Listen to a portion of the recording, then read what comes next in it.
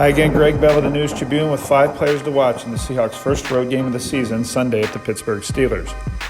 Ziggy Ansah is on track to make his Seattle debut, finally, as the bookend edge pass rusher with Jadeveon Clowney. Clowney played his first Seahawks game last weekend. The team held Ansah out of the opener against Cincinnati because it wants to have the 30-year-old who's coming off shoulder surgery and a strained groin healthier in December than in September.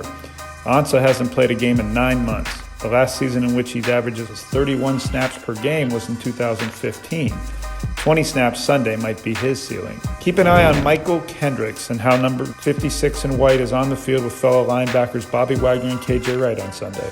Seattle was in base 4-3 defense with Kendricks at strong side linebacker instead of taking him out for a fifth defensive back for the vast majority of last week's game. And the Seahawks did stop Cincinnati's running game, but the Bengals and quarterback Andy Dalton threw for 418 yards.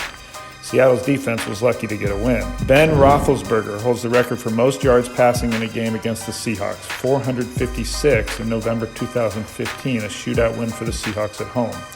These Steelers are coming off getting trashed 33-3 at Cleveland when wide receiver Dante Moncrief dropped 4 passes, most in key situations. If the Seahawks stay in base 4-3 a lot again this week, look for Roethlisberger to attack Seattle's pass defense that was so suspect last week. Also expect the Seahawks to counter by going more nickel defense than the 28% of the time they use 5 defensive backs against the Bengals. Rookie Ugo Amadi was the first nickel last week, then he hurt his shoulder. Seattle brought back veteran nickel man Jamar Taylor this week. He was one of the best covermen in the Seahawks training camp this summer. The former Browns starter has played Roethlisberger and his old AFC North rivals 4 times. The Seahawks haven't played the Steelers 4 times in the last 15 years. How long will it take the Seahawks and Russell Wilson to target Tyler Lockett in this game? Last week it took until the first play of the fourth quarter, and that proved to be Seattle's winning touchdown pass. Lockett is the new number 1 receiver because Doug Baldwin retired this spring.